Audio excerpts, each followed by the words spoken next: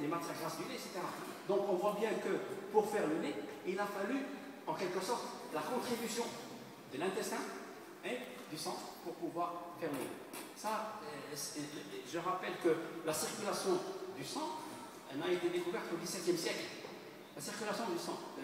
On a vu comment le sang pouvait circuler dans l'organisme, etc. J'ai un autre exemple, celui-ci qui est aussi un peu peu connu, c'est un miracle relatif à la chlorophylle.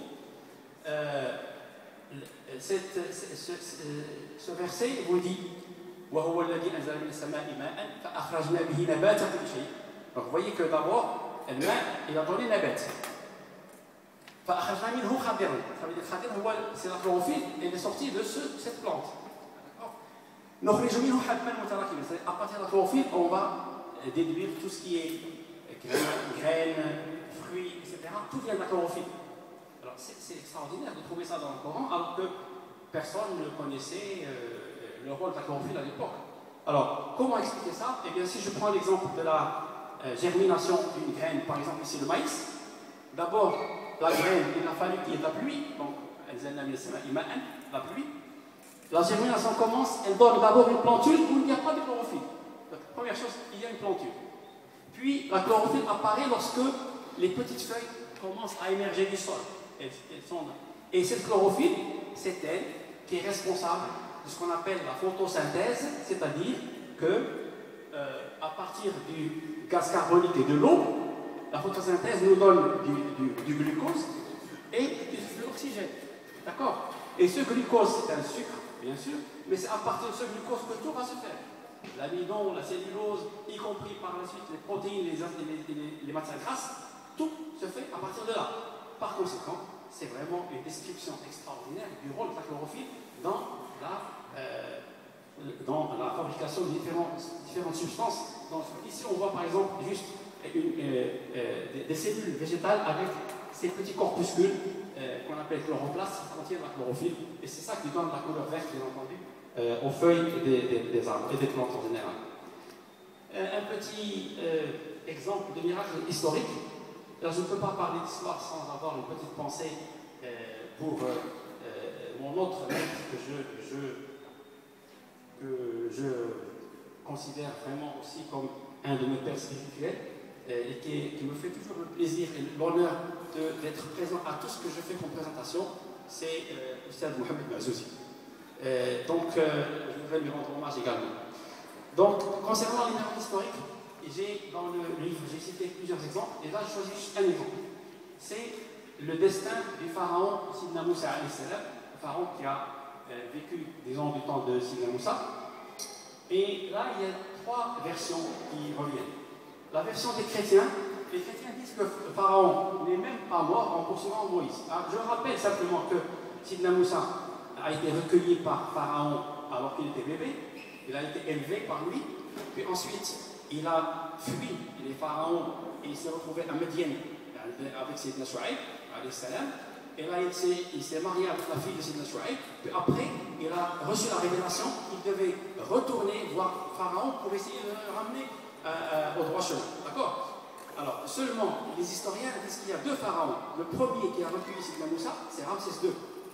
Le deuxième, c'est son fils, c'est Méneptah, c'est lui qui va le poursuivre jusqu'à la mer Rouge. Donc il y a deux pharaons en fait qui ont vécu, disons, l'histoire de Sidna Moussa. Donc les chrétiens vous disent que le pharaon n'est même pas mort en poursuivant Sidna Moussa. D'accord? Par contre les juifs, ils vous disent qu'il est mort, mais on n'a jamais retrouvé son corps. Il a été noyé, on n'a jamais retrouvé son corps. Le Coran vous dit pharaon est mort, noyé, et son corps a été récupéré. Alors, في هذه الآية فاليوم ننجيك ببدنك لتكون لمن خلفك آية. Et ça c'est extraordinaire, c'est que tout simplement cette momie de Méneptah était enfouie dans les sables, dans la vallée des rois, juste de l'autre côté du Nil, de l'Oxod, de l'autre côté ça s'appelle la vallée des rois, elle était enfouie jusqu'en 1898. Personne ne savait qu'elle existait là. Il a fallu que cet explorateur qui s'appelle Loré la découvre, il la sorte, et puis plus tard, quand on a commencé à chercher un petit peu la trace de ce pharaon, elle a été analysée dans les années 70, et on a trouvé des grains de sable provenant de la mer Rouge et des grains de sel provenant de la mer Rouge sur cette momie. Et cette momie est aujourd'hui exposée au musée du Caire et tout le monde peut la voir. Donc, ce qui a été annoncé, maintenant tout le monde peut aller voir cette momie et se rappeler l'histoire de Sidna Moussa et de ce pharaon. Alors que les juifs et les chrétiens disent soit qu'il n'est pas mort, soit qu'il n'a jamais été retrouvé, son corps n'a jamais été retrouvé. Je voudrais aussi vous dire un petit mot concernant ce qu'on appelle les mirages numériques ou numérologiques. Il s'agit d'un certain nombre de choses extrêmement troublantes dans le Coran. Par exemple, certains mots ou expressions sont répétés un certain nombre de fois qui ne semblent pas être là par hasard. Je vous donnerai tout à l'heure quelques exemples. Le nombre 19, il y a énormément de relations avec le nombre 19 dans le Coran. Je n'ai pas le temps de développer ça aujourd'hui. Également le chiffre 7. Si vous lisez le livre, vous allez trouver beaucoup d'exemples de ce type. Puis il y a d'autres aspects. Par exemple, certaines sourates portent des numéros qui ont un certain sens. Le nombre de lettres dans certains versets ou certaines sourates aussi et répond à une certaine règle. Puis la position de certains mots dans certains versets, etc. J'ai pris juste un exemple, celui de répétition de mots d'expression.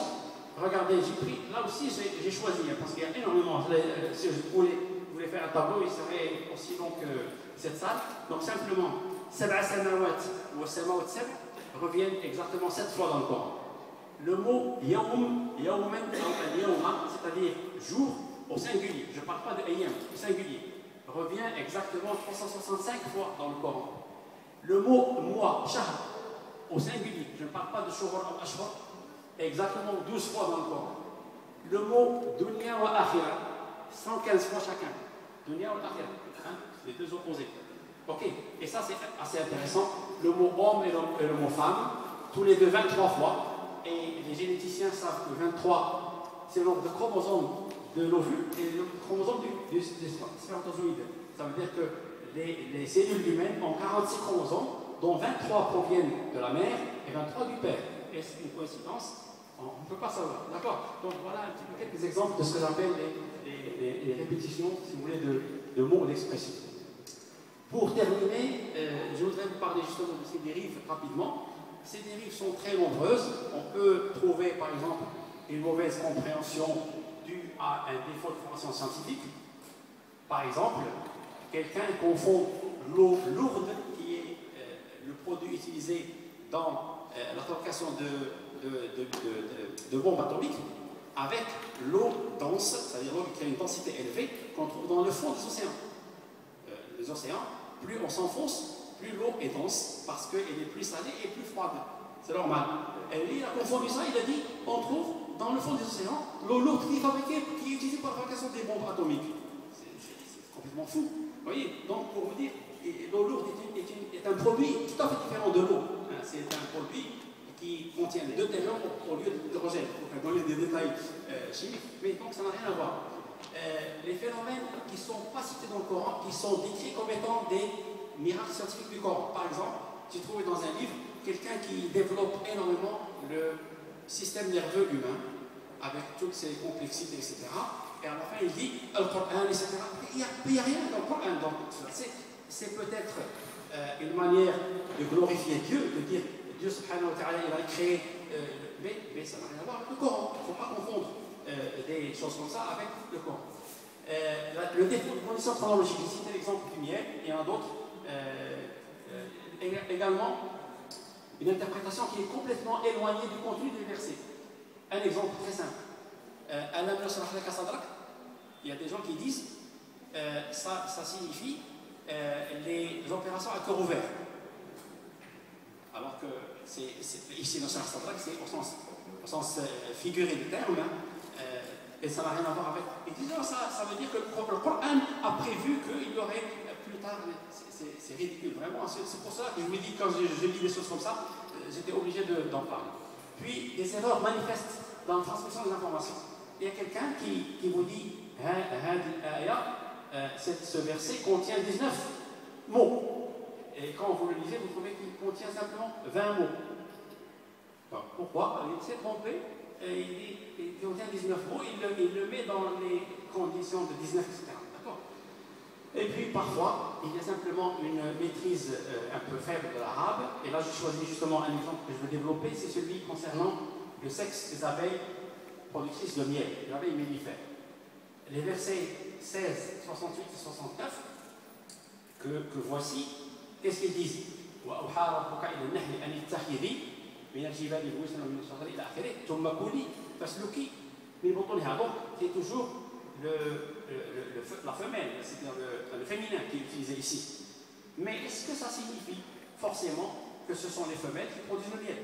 J'en doute beaucoup. Pourquoi? Parce que premièrement, on estime qu'il y a actuellement dans le monde entre 20 000 et 30 000 espèces d'abeilles différentes. Seules 16 000 ont été recensées, mais non pas étudiées. On en a étudié que quelques dizaines, pas des dizaines de mille, des dizaines, on a étudié. Et donc, évidemment, chez ces abeilles-là, c'est la femelle, effectivement, qui produit le miel. Mais, en tout cas, si je prends juste le côté linguistique du terme, ça ne veut rien dire. Prenez des exemples de Coran lui-même. Rolibatur-Rum. Est-ce que ça veut dire que les armées romaines étaient faites de femmes? Rolibatur-Rum. D'accord? Quand on dit est-ce que ça veut dire que c'était les femelles, des ânes, des mulets et des chevaux qu'on monte seulement, et pas les mâles? Et regardez ça, c'est encore mieux. Alors,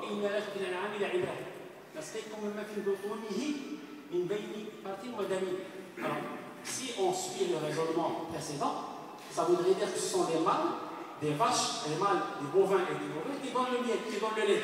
N'est-ce pas? Puisqu'on dit botonihi. Ok? Alors, pour vous montrer à quel point ces gens-là, quand ils vont dans l'erreur, ils tiennent à y rester, eh bien, quelqu'un a dit, oui, c'est bon parce que ça veut dire que simplement, lorsque la vache a été fécondée par la mâle, c'est là qu'elle commence à donner du lait. Et c'est pour cela qu'on met ici au masculin. Alors, qu'est-ce qu'il va dire ici? Parce que ici, c'est déjà sur la même chose. Cette fois. Hein? Est-ce que là, ce sont les femelles qui ont fécondé les femelles?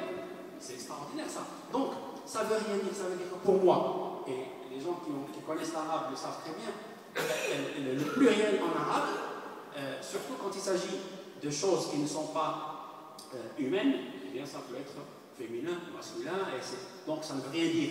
Si on parle de nahl, sluki, etc., ça ne veut pas dire forcément. Je ne dis pas que ce ne sont pas les femelles, ce sont les femelles. Mais si demain on découvre une espèce dans laquelle le mâle participe ou fabrique le miel, on va dire le Coran dit n'importe quoi. Oui ou non? C'est ça le problème. Donc tant que je ne suis pas sûr de l'information, je ne peux pas l'accepter. Alors, pour conclure, je voudrais simplement me poser avec vous 3 questions. La première, est-ce que le prophète Mohammed a pu plagier les juifs et les chrétiens comme le prétendent certains? Certains disent oui, il n'a fait que recopier ce que disaient les juifs et les chrétiens avant lui. Alors je donne simplement l'exemple du pharaon de Moïse pour dire que ce n'est pas possible. Et si vous lisez mon livre, vous trouvez qu'il y a beaucoup d'exemples où le Coran est venu tout à fait en contradiction avec ce que disaient les chrétiens ou les juifs. D'accord? Deuxièmement, est-ce que le prophète Mohammed a imaginé toutes ces données et ces informations lui-même? C'est impossible parce que comment il a pu décrire l'embryogenèse, comment il a pu décrire le rôle de la chlorophylle, la physiologie de la lactation et bien d'autres choses que je n'ai pas citées aujourd'hui. C'est impossible. Même les savants les plus érudits de l'époque ne pouvaient pas connaître ces choses-là. Et puis, est-ce que le Coran a subi des modifications, des falsifications? Là non plus, ce n'est pas possible parce que les règles arithmétiques qu'on trouve dans le Coran sont absolument immuables. Ça veut dire que si quelqu'un avait changé un mot ou juste une lettre, eh bien ces règles-là seraient rompues. Et je n'ai donné que l'exemple tout à l'heure, mais il y en a énormément. D'accord? Par conséquent, on n'a qu'une chose à dire. Subhanallah al-Azim, alhamdulillah.